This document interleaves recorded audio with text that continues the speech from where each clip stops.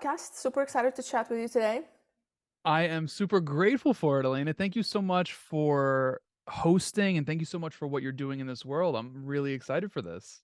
Well, likewise, before we started recording, I said, you put me to shame in my podcasting game because you are phenomenal at one, creating your own content, which I very much appreciate everything that you're putting out there and the guests that you bring on, but also your genuine reach out. And I want to talk to you a little bit more about that because I think the way you brand yourself, the way you connect with others is very authentic, and I think there needs to be more of that. So I'm curious how you go about that. So we'll talk about that. But before we do that, let's tell our audience a little bit about the background of yours. Oh, goodness. I mean, this is such a loaded question. I think the best way to sum it up, the first thing that comes to mind is me just letting everyone know that I'm a born and raised New Yorker who inevitably caught the hustler spirit.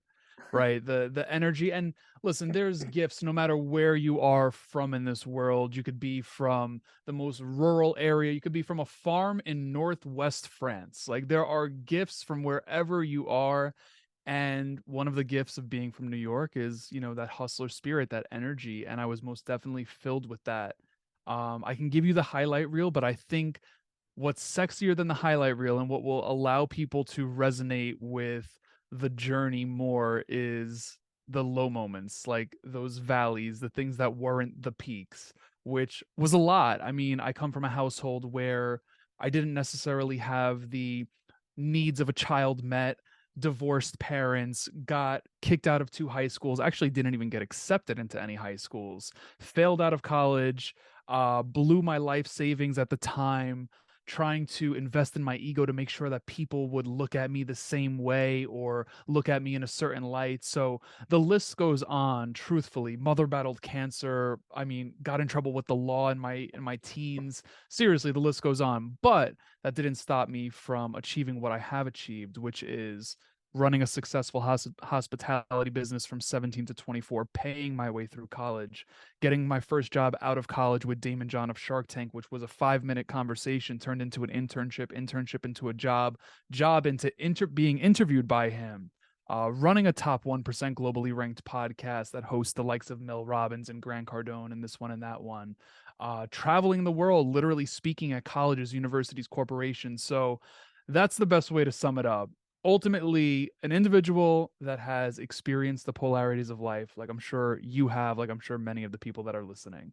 Yeah, I love that. And thank you for being so transparent. I was going to dig into that high school story as well. I saw it when I was doing, prepping for this conversation. And I was like, oh, this is so interesting because I appreciate a story like that because it just shows the ups and downs, the roller coaster of life, of entrepreneurship, of all of it. Mm. So, and I think and what I find fascinating, and I'm curious kind of what was your thought process at that time. What I find fascinating is that we're usually given some kind of choice, or maybe, and it's like, you could have gone the other way. So you didn't have to start a business, and you didn't have to go into a business at a young age, right? But you did. And I'm curious, like, what was it? Do you remember if there was like a pivot moment where you're like, well, I could just go this way and might not end up well for me, but I could go this way. So what was it that kind of brought out this hustle mentality in you, maybe besides being in New York?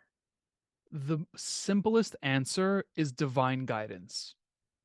I was honestly I'm getting the chills saying that. The hair on my arm is literally standing up. I don't know if you could see that. Yes. I really mean that. I was at a young age, I always hung around people that were older than me. Mm-hmm. And being that we're like these sponges, and we still are, but like when we're young, we're these sponges, like we're just soaking everything up around us. At the time, I wanted to be like these older people. And Mm, when I say older, they were 2, 3, 4 years older. But when right. you're a teenager, Yeah. 1 year, 2 year, 3 year, that's a lot. Like it just seems like a lot. Right. Um, so the best example is this, I was hanging around we would hang out in a pizzeria. That's what we would do when we were kids. We would buy a slice of pizza, we would sit there all day. And they had the clothes that I wanted. They drove the cars that I wanted. They hung out with the girls that I was attracted to, right? They had everything I wanted. And one thing led to another, and it was just divine guidance pulling me into the path in which they were essentially a part of. And I was able to and I say this respectfully to the individuals I'm referring to, surpass them in that field of hospitality. So again, it was really divine guidance, just putting me in situations where I saw things that I wanted to try, saw things Mm, that I wanted to be like or aspire to be like. Furthermore, saw things that were possible, right? I think that's really important to be mm. exposed to people, things, experiences to show you what's truly possible. And that's what it was. So ultimately, divine guidance. Mm. Yeah, I very much believe in that as well. There's just certain things that just like, that's just where it's at. Like maybe you don't have a specific explanation, but it's like that's, like it has, there has to be some bigger power guiding us. It's in some capacity, whatever one may believe in, right? And it's interesting that you said that you saw certain things, and I think it's so important because oftentimes, it's either things we can imagine or things that we see in front of us that we feel are possible or not possible. So, Mm, so in some capacity, I think just being around a certain environment as a young person is so essential because we don't know what we don't know, right? So, absolutely. and it can be a stopper or a pusher for many people. So it's good to see that it was definitely something inspiring for you, and it's great to see that success. So I'm curious, what did you end up studying in college? Random question, I Oh, know, but I'm always curious what people study and no, what they end up it doing. I appreciated this question. I mean, I was on such a wild path. In my senior year of high school, I lost my dream of playing professional sports. I tore the labrum in my shoulder. A month after I had surgery, I was kicked out. I Why'd you get was, kicked out? Can I ask? Do yeah, you I want to? said If you don't something. have to say it. No, I No? don't mind. I'm an open Okay. book. I said something silly that I wasn't really supposed to say to a Okay. teacher. It was inappropriate. I was the class clown. I did that as my way to get attention. Attention equated love. Like it's such a deep Yeah. psychological conversation. And I was really lost at that period of time. I mean, all of my college scholarships are just gone because I can't. It's not that I can't play sports anymore, but I really gave up on it. Mm. And I ended up going to community college, and funny enough, the kid that got kicked out of high school 2 times, was going to school to become a teacher. Like, it just didn't make sense. So I ended up failing out of college as I was studying education, got my act back together, went to school. I got an associate's in liberal arts just because I just wanted to graduate. I'm like, dude, like just get something. Yeah. And then I went to for my 4-year degree at a different college, and at that point I was already in business, so I said, you know what, I'm going to study business, but more specifically I studied entrepreneurship, and I was able to double down in different areas. They actually just introduced a minor in accounting. I was the first ever student to graduate with a minor in accounting from my college. Oh, very cool. So that was my 4-year degree, which was a bachelor's of science in business administration with a concentration in entrepreneurship and a minor in accounting. But I will say I'm dabbling with the idea of going back for a master's, so we'll see Yeah. what happens. Yeah, I love the perseverance that you had. Like you're like got kicked out here, failed here, but then you kept going and going and going. So and I love that.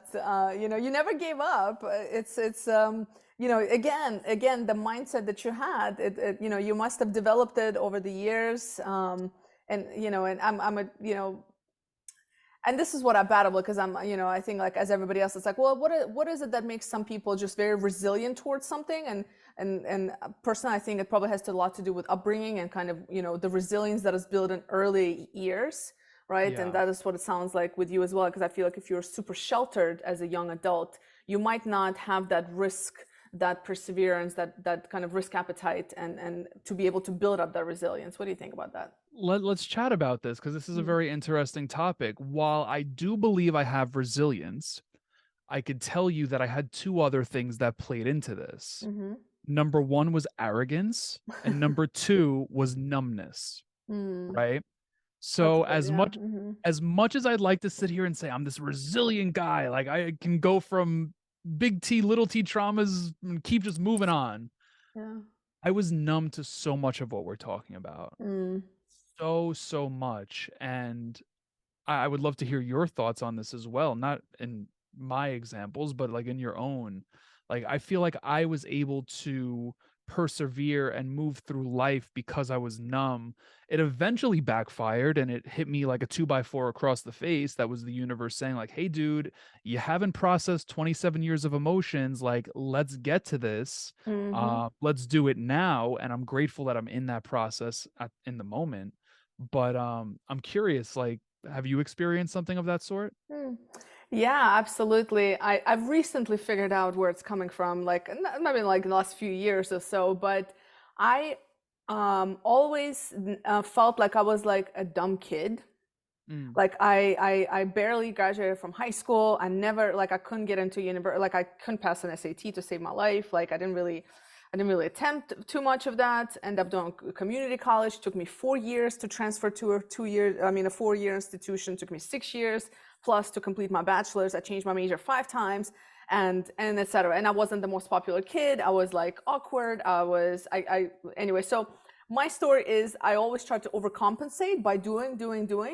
yeah. And that was my thing. So now, as you said, you're like, yeah, a little bit of arrogance. I was definitely arrogant as hell and rude and ignorant and a lot of other things because it was my way to act out and protect myself from Yeah.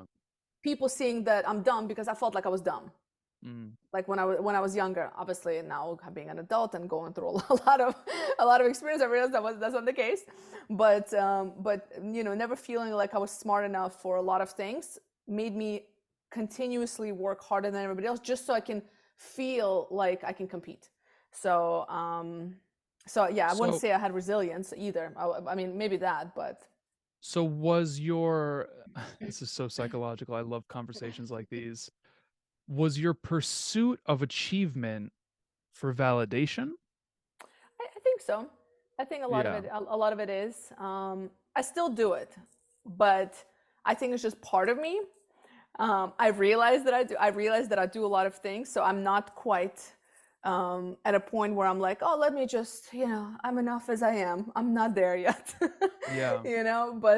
But it's also I've also accepted the fact that that's how I motivate myself, and that's how I get to just getting things done. So it's Absolutely. just how I operate. And my audience and people that know me know that I do, I'm wearing multiple hats all the time, and I just don't know how to do it any other way. So it's Mm. part of it is what helps me, kind of like in your case, like there are certain things that kind of drove you, all these kind of ups and downs that drove you to be successful, the success that you are today. For me, it's that mentality and that need to validate. Whether it was healthy or unhealthy is a different story, but I think that's what drives me to be where I am today and like to create the life that I have. So Yeah, I mean, I could resonate with that so much. Like, I say this often whenever having conversations like this. Like, while I'm speaking about numbness and this, that, and the other thing is like almost a quote unquote negative in life. Truthfully, they served us well in many ways, right? Like, I was hmm able to achieve so much. I very much so relate with, I attach achievement to love. So like that was my way of getting attention from my parents, was either acting out negatively or achieving something. Neither of the two lasted, but it pushed me to achieve a lot, like getting a job with Damon John or going back to school to graduate to show them like, hey, like I could do this, right? Like little things like that. They do serve us well in some Mm. ways, but you know, it's tricky. It's definitely tricky, especially if they're like our prime motivators or prime drivers. If you're able to take them out of the driver's seat, then they could still serve us really well and just take away, some of the meaning we give to it. So, Yeah. it's an interesting game. Yeah, yeah, absolutely, absolutely. So I'm curious, what has, I guess, what has inspired you to kind of go into the world that you're in now? So now, talk Yeah. to me a little bit about the work that you're doing, the entrepreneurial journey that you've had. Why this route? Why go into the branding piece? Yeah, I mean, I was working with Damon John. Like I said, that was my first job out of college, quote unquote corporate. I wouldn't even call it a hmm corporate job, but it was a 10 to 6, and it really revealed to me a few things. Number one, what's possible. Again, I mm was exposed and in proximity to a man that had $7 billion in global sales. Like, granted, I'm not creating a clothing brand, although I am wearing a t-shirt that I created. That's beside the point. Um, But seriously, like a uh, a man that ran a company that had $7 billion in global sales, a gentleman that is speaking from state to state, getting paid $75,000+ each time, like hosting a podcast, seeing his socials grow, and this, that, the other. I'm like, you know what? This is possible for me too. Mm. And while I was doing the content work for him, I was essentially the person that ran all of Daymond's content. I said, Matt, like, you need to be doing this for yourself. It's not Mm. to say that I want to just start writing a book today, but we all have a story to tell, right? Mhm. You as Elena are you on purpose. I as Matt am Matt on purpose. Like, there's a reason we are us. In fact, there's a quote that says, "There's no one in the world youer than you." That was Mhm. said by the most famous doctor in the world. His name is Dr. Seuss, Mhm. right? And we need to own that. So, in the process of doing all of that work for Daymond, I said, I need to do this for myself. And I started doing it for myself. And I saw what started to happen. I was writing articles on LinkedIn so many years ago about how I turned this internship into a job Mhm. and all of these different things. And next thing you know, I have people reaching out to me to speak at their colleges and universities. I'm like, whoa, like I didn't even advertise that. Like, where is this Right. coming from? And then furthermore, when I had left my job with Daymond, which I did prematurely, I will admit that.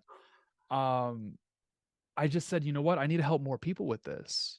Like I need to double down as a consultant in the realm of branding and help people craft their message through content to help people launch their podcast or their books or whatever the case may be, these personal branding projects like I need to Mhm. help people with. So it was something that I became really passionate about because ultimately there's a few things in play here. Number one is the fact that a lot of us, I'm not going to say all of us, but a lot of us, including myself, stray away from who we are at our core, which goes totally against what I just said. Like, we are us on purpose, Mhm. but we want to be like XYZ. We can get so caught up in the influence of whomever and want to be like them versus just owning who we are. So I help people do that. I help people find ways to put that into content and to tell their stories because stories resonate. I'm sure there's going to be a bunch of people that resonate with your story that you just mentioned in regards to the achievement aspect of things. Like, it was just something that I became really passionate about,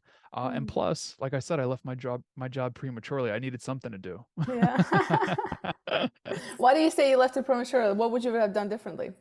So you can definitely chime in on this, and I'm very curious to hear what you have to say from a talent perspective. Mhm. So I was, I think it was like June of whatever year. You know, it was like my second year at the company. This is my second time getting a raise, a very generous raise. Like we're talking, 10+%. Mhm. And I wanted a promotion. So I proposed the promotion. It was never said no to. It was also never said yes. It was something that we needed to review. And this is where psychology of Matt came into play. Over the course of the summer, there was a lot going on. The filming of Shark Tank, I was in Europe, Daymond and the president of the company were in Europe, came back, Shark Tank again. And I'm like, you know what? Just went 3 months with feeling neglect, right? Feeling neglect. That's my core wound, is feeling Mm. neglected, as mentioned in the beginning of this episode. And I didn't know this at the time, right? I Mhm. I, I didn't know this. So that's why I'm really interested to hear from like a talent perspective how this kind of ties in. But my core wound was being hit. I felt neglected. And I just said to myself, you know what? At the time I was scared of conflict. I said, you know what? Maybe the best thing is for me to just quit. And that Mhm. that was the route I took. And I can sit here today and tell you that's, if I did have a time machine and go back and be able to go back, I would do it differently. Because if Mhm. I wanted something in the workplace, I should have been putting pressure on it, right? I should have been saying, like, hey, like, can we talk about this promotion? And to my knowledge, to my experience, I don't necessarily know that I did that well enough. Mm. So I'm curious from your perspective, someone that works in the realm of talent, how much should a manager or a supervisor or something of that nature be able to understand the psychology or the background of their employees? I mean, absolutely. It's and this is as you're talking, I was like, well, somebody should have stopped you. Somebody should have had that conversation with you, like a manager. So typically, what you would find And I mean, let's be realistic. A lot of managers are placed in position of people management without having any of those experiences in terms of behavior and like how humans behave, or psychology, or Yeah. emotional intelligence, being able to kind of et cetera, right? So, and that's just, we know this is standard. So, and it's hard. Not everybody can be a good people manager, and it requires a lot of empathy. It requires a lot of relationship building. So so the fact that nobody stopped you might speak to the relationships in the company. Not to speak badly, but that's just what, based on what you said, that's what it sounds like, right? So, if as a manager, being able to maybe talk you out of it and offer you a sabbatical if you need it, but just to not lose talent that's been invested in, right? Because it's very costly for companies. So yes, short answer to your question, yes, a manager absolutely must understand the psychology. But also from an individual perspective, some things are just the way they are, and because we don't know what we don't know. So we don't know how we're going to react. And I've been there, everybody's listening to this has been there in some case. It's just part of learning and growth and recognizing what is it that you need. And sometimes when we're experiencing certain feelings, the feeling that's up here is not the feeling we're feeling. Actually, the root cause is down here. And many people, it's just very hard to be able to understand what's here and to be able to oh, that's what it is. And a lot of times we make decisions based on this top feeling versus actually attacking the root cause of the problem. So it's both, right? It's the individual and the manager, because you're not always going to have a great manager, but also you don't know what you don't know. And as a young professional, it's just part of growth. So Absolutely. Yeah, it makes sense. Like I said, I didn't even know that about me, right? I found yeah. that out 2-3 years later. And I feel like if I did have that knowledge, things would have been different. But funny enough, I took a video of myself walking through Manhattan on my last day. I've never watched that video. I was kind of just like talking about how free I felt and how empowered I was for making that decision. Potentially cringeworthy 3 years, 4 years, 5 years later. So Yeah. I might have to watch it after this.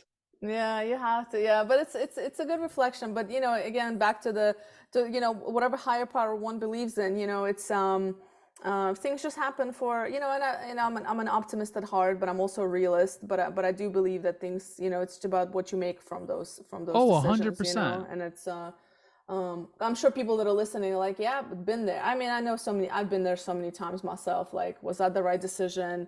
And you just make the decision based on what you know at that moment, based on who you are at that moment, and as you grow and change, you can't judge yourself based on who you were, because you're not even that same person. Like, that's like judging a whole different person, right? So Right, right. it's not fair, 100%. And listen, it was divine guidance, right? Because at the time, I had an intern who then became a coworker. His name is also Matt, and he would annoy the crap out of me about starting a podcast. I'm like, dude, when can I start a podcast? I'm literally working side by side with you. Like, we both have full-time jobs. Like, how? And granted, we were in the office. This is pre-COVID and whatnot. Uh, And like I said, divine guidance. Ultimately, when I had left my job, the first thing that came to my mind, I had 2 things on my calendar, 3, 4 maybe. I had a Tony Robbins Unleash the Power with an event 2 weeks later. I had Thanksgiving, a speaking engagement in Jackson, Mississippi, and then, Christmas and whatnot. And I'm like, you know what? I have nothing else going on. I'm just going to start a podcast. So it led me to this. But again, ultimately, I saw what was possible because of my experience working with Daymond. Right. mm-hmm. I worked on his podcast. I didn't know how to start a podcast before that, Yeah. so I was guided to that. And I absolutely love podcasting. I love conversations just like this one. It's something I'm super passionate about. So, and I'm sure you could relate. I know that we were Yeah. talking about it earlier. So definitely being guided without a doubt. Yeah, and there's, I see a lot of opportunities in general, and I think that if one is passionate, and I don't even know if I want to use the word, if one likes what they do, let's put it that way, right? Because passionate, like, it's so, like, people talk about passion all the time, and now I'm at a point where I'm confused if I should be saying passionate or not passionate. But I think just ultimately, if we all just aim to do something we enjoy, that we're excited to do. If you want to call it passion, if you want to call it joy, if you want to call it happiness, whatever you want to call it, just enjoying what you do and being excited about it will forever make you continue to like think and get creative. And again, I give you a lot of credit for the creativity and authenticity you bring for your guests, and like how you reach out to people and how you connect with people. And if you're just doing this for I don't know, a corporate, you might not go that route. You might not be that personalized, but because you truly believe in this and you enjoy what you're doing, you're continuously kind of creating the content and just these ideas to keep moving forward. So I think that just doing what you enjoy is a privilege these days that I wish more people had. Absolutely. I actually want to touch on that passion piece really quickly. I saw something the other day that I very much so resonated with, because for years, and we're talking about 4 or 5 years ago, I felt passionless. And I was like, all right, well, what do you do when you're passionless? Like how do you operate from that place? Yeah. And I saw a video that really struck a chord with me, because there's so many people that also feel passionless. They're like, well, I don't know what my passion is. And of course, you could rebuttal and you could be like, well, you got to try things to figure it out. So if you said that to me, like, my passion's baseball, like I could sit on my couch and watch baseball, or go to the stadium and watch baseball, or watch basketball. Like, I love it, but I can't play it. Like, I'm retired without a doubt. Like, I don't even play at the park anymore, So what what I watched in that video was so interesting. The gentleman, he said, if you don't have passion, what do you have? You have something. And when I started my show 5 years ago in December, what I had at the moment was pain, right? Like, I had pain. I didn't know I had pain at the time, but I had pain that wasn't processed. Like, we talked about this in the beginning of the episode. I had emotions that were 20 at the time, I don't know, 26 plus years of just sitting in my body, unprocessed, buried. And that, to this day, transitioned from pain into passion, because that pain led me to be insanely curious, to the point where I ask questions every single day, whether it's on a podcast, on social media, wherever, it doesn't matter. Insanely curious, and that right there led me to my passion. So ultimately, if there is someone listening to this, or whomever, whoever discovers this conversation, if you don't have passion right now, find out what you do have. Do you have curiosity? Do you have pain? Do you have, I don't know, whatever? Like, you could have anything. We Yeah. have to use what we have. That's really good. I really like that. I never thought about it that way. That's a good point. You have Yeah. something. That's all. Yeah. Walk away with We you have all have something. something. You We got all have something. something. You all got Absolutely. something. Yeah, that's a good one. So in your podcast, I'm curious, what has been some of the like aha moments? I'm sure there's been many, but what are like, give me a few things. Have you seen like a theme across your guests, or a theme that we all struggle with as people, or we all strive for? I don't know. Is there something that you've noticed in your conversations?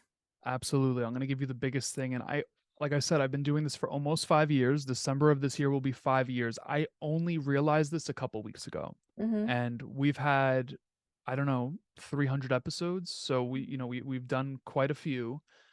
It really dawned on me. So the premise of the show is to decode success. That's the name of the show, Decoding Success. But what we mean by that is, okay, how do you define success? How did you previously define it? Oftentimes we hear the same thing over and over again, which is kind of why I stopped asking the question, because it was super repetitive and people get the point at this juncture. A lot of people define success outside of themselves. What kind of car, what kind of watch, what kind of job title, what kind of this, what kind of that. And then everyone has their awakening, and then they now define it as being able to float while you meditate, or whatever it is, right? Mm-hmm. Like, you get the Yeah. point. The biggest thing that I've learned is the importance of the in between.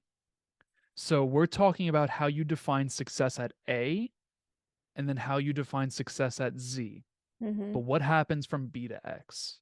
Mm-hmm. And B to X or B to Y, what comes before Z? X, Y, Y. Okay.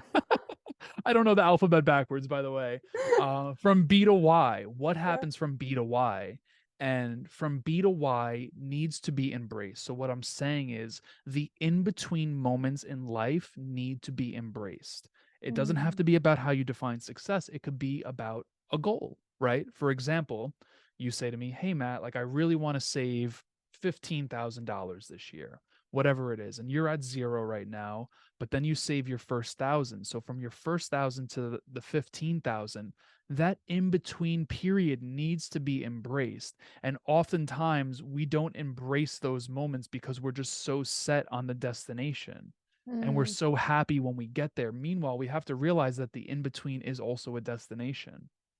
I mm, think that's been one of the biggest takeaways for me with this show is just understanding like that in between you are shifting in the most radical ways. You are growing in the most radical ways. And when we embrace that, I mean, that's where gratitude comes from. That's where we really find out who we are, and seeing it across the board from so many different people has been absolutely beautiful.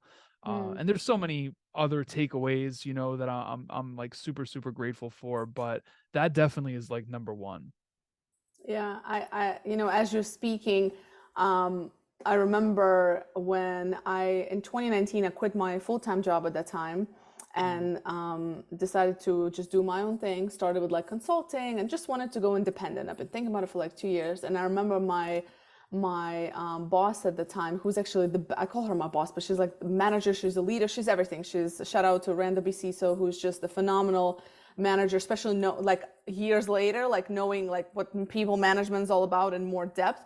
She was she was that leader that could, build that relationship and talk you out of quitting, you know? right. So, and I remember she said, talking about, kind of like starting a business. And she said, there's going to be days where in that in between time that you're talking about, it's just like there, you're not going to want to even get out of bed because that's the world of entrepreneurship. It's like up and down, up and down. It's the like the most depressing and yet most exciting part of your life. Right. And she said, and that's just the day, all you have to do is put one foot in front of the other. If Mm, that's all you do that day, that's all you do that day. And it stuck to me.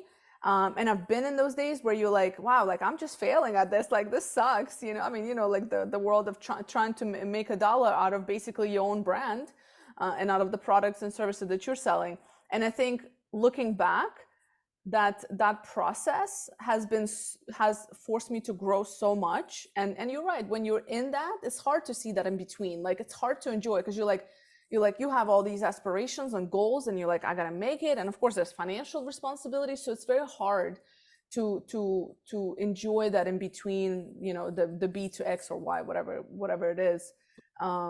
Yeah, so it's but I agree. It's and I think it comes with experience and age as well. I think it just mm. comes with that level of maturity after you've been through enough ups and downs that you're like, well, what's the worst that can happen? I've already been through X, Y, and Z. Like, and I think it's just like and so you become a little bit more calmer, and so you're able to enjoy those moments more because you almost become just maybe maturity and experience that comes with that. um, but in the beginning, yeah, so I love that. I reflect on that a lot, myself, in terms of like when things are bad. Yeah. How do you manage the times when things are just like, man, like I suck today, or like this is not going anywhere, or I yeah, I had 3 of those days last week, mm, and funny enough, one of my best friends who was essentially like the leader of the hospitality business that we were running, such an incredible guy. He was like my first ever mentor. He mm, really, really was. He's 4 years older than me, and like he just taught me so much, especially at a young age. Like when I met him, I was 16, 17 years old. And he said something the other day because we've been recording our podcast in studio now, and this was the first time we were in studio together. And he said something so beautiful. He goes, one thing I'm learning about life, he just had a kid. He's like, one thing I'm learning about life is the importance of embracing every emotion, right? Every emotion. And that's what life is. Like, you need to be grateful to be able to feel.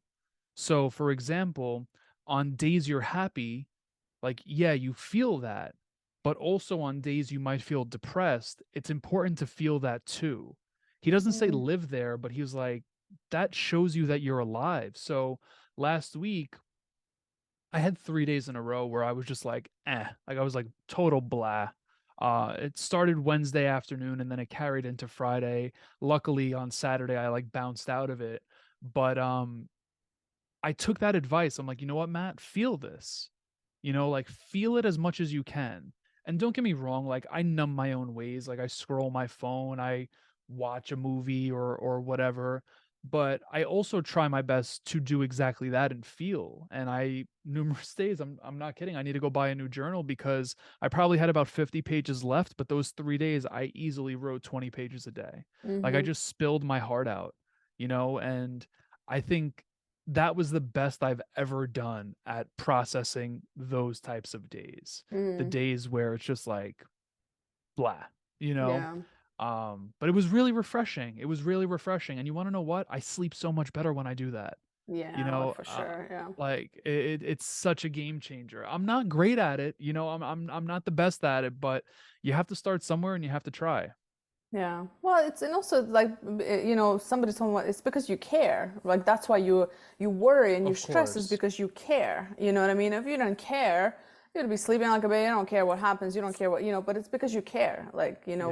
what you're building is like your baby and this is something you believe in. It's like it's because you care. So it's a good thing. It means you're alive, means you care. So that's frankly speaking, there are a lot of people who don't know what that feels like.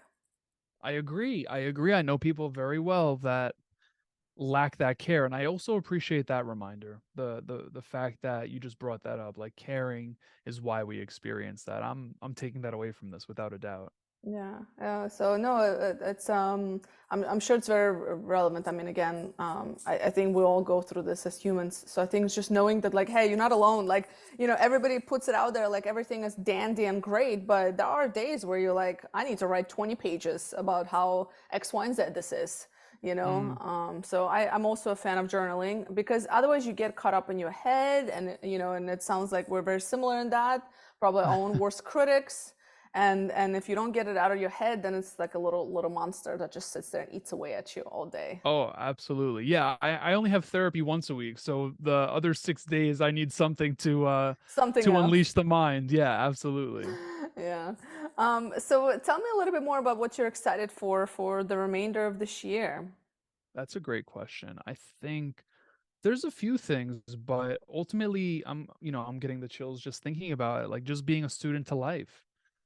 I have I'm so grateful for the conversations that I'm able to have, on a podcast or in person or wherever.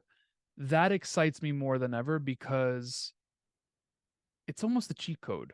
It's like, especially having a podcast, this. You've been a host for a while now, it's like a cheat code to life. You're able to ask questions, you're able to host people, you're able to just like change, so much, and that like literally lights me up. And of course, I'm hitting a really big milestone this year of 5 years, which is like beyond crazy to even think Yeah. about, but um wow, I'm really like zoning into that right now. It's crazy to think it's been 5 years, but little things like that, and maybe they're not little, but I mean, it's exactly that. It's just a feeling of gratitude for what's been built and a feeling of gratitude for what's to come with that same project.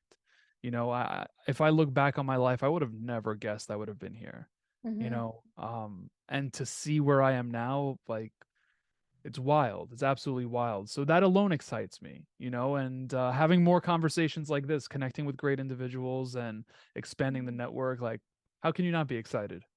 Yeah, no, I feel the same way when people ask me, about like podcasting. And I'm like, I don't know why anybody does it, why everybody doesn't do it. I don't think people understand how much it is a cheat code. Like you talk to so Yeah. many phenomenal people and you're like, how am I even talking to this person? How did I deserve to talk for this person to give me 30 or 45 minutes or an hour of their time and to share these things and you walk away so enriched from the conversation. And sometimes I Mm. feel selfish. I'm like, is this selfish? Am I doing this for my? Yeah. But I really like. I get so much from my guests, and you learn, and you change, and it's like you're like that little sponge, and then one day just evolves into something, and it's a beautiful experience. I love podcasting. I'm in it for the long run. I don't care if one person watches it. I just love it for myself. I'm in the same boat. I'm in the same exact boat. It's like such a pleasure. It really, really is. Yeah. So tell me a little bit more about where people can find your work, your podcast. Where do you hang out at the most? Yeah, absolutely. I mean, the podcast is live across all major podcasting platforms, Spotify, Apple, everything in between. In regards to where I hang out the most, I know your audience. You said they're on LinkedIn. Yeah.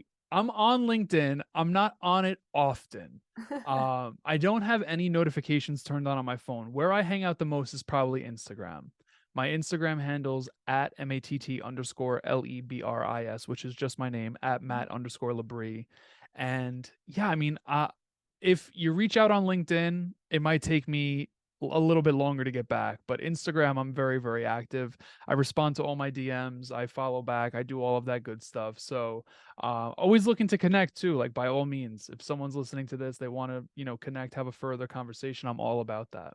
Yeah, absolutely. And I'll make sure to share all that in the show notes as well. And last question that I ask my audience, ask my guests, sorry, is what is one question that you wish people would ask themselves more often? Ooh. You can take a moment to think about that one. Yeah, I need to. You I know know, what's I'm sure funny? there's many, but just give me one. I ask a very similar question. I ask, what's the question I ask? Now I'm blanking on it. I usually ask, what's a question you wish more people would ask you? Ah, yeah, that's a But good one you too. ask, what do you think is a question more people should ask themselves? Mm-hmm. The first thing that comes up to me is literally just three words, and those three words are how are you? Mm. And the reason I think that's coming up, once again getting the chills, Mm-hmm. I'm so emotional and intuitive and whatnot. I think that's coming up because the other day I had a friend who answered me when I asked him how he is in a programmed way. He responded in a programmed way. And I knew it was that. I didn't call him out in the moment. And a week later, I was on the phone with a mutual friend and he was like, "Hey, how's our buddy XYZ?" I won't say his name. And I'm like, "Oh, he told me he's good." And I was like, "Oh, is he?" Because, to my knowledge, like he's struggling. And I'm like, "Oh, I was with him the other day and he told me he was good." So it took me for a bit of a surprise. So a couple days ago, I sent him a voice message via text message. I'm like, "Hey man, 50 seconds." I was just like, "Hey man, just wanted to check in on you. Know that you have a lot on your plate right now. Just wanted to see how you're doing." And he replied back today with an 8 minute, yeah, I think it was today or yesterday. He replied back with an 8 minute voice message opening up to me. And I was like, wow. So that is why I'm sharing the question, how are you? And saying that that is what we should be asking ourselves more often, but asking it in a way that we keep it real with ourselves, Mm-hmm. because there's nothing wrong with not being okay, in this moment. Like if you're not okay, like that's okay right now. Like let's talk about it. I mean, I was journaling last night and I was literally verbally having a conversation with myself and writing in a tonality in which I was like in a very positive self-talk, but I wouldn't have been able to get to that place unless I was honest with myself. And I think we need to do that more often. We need to be honest and we need to stop hiding, especially from ourselves, because there's no reason to. Mm-hmm. We can drop the facade, we can drop the mask, we could take it off, we could peel back the layers. We need to uncover ourselves more. So, simple answer is, how are you? Mm-hmm. I love that. That's a great one. That's simple but powerful. Yeah, I Oh. appreciate it. Well, I thoroughly enjoyed this conversation, Matt. I'm sure we're gonna have I'm many more conversations. I'm super super grateful for this. Like I said in the original message I sent you, Elena, I'm very grateful for what you're doing for the world. Like, I'm grateful for being here with you, but I just want to let you know and let everyone tuned into this, like the work that you're doing for the world, for your community, which is ever growing, is so beautiful. And I'm here to support. I'm here to be a beacon of light any which way I can. So thank you for what you're doing. Likewise, I appreciate you. We'll speak soon again. Thank you for coming on the show.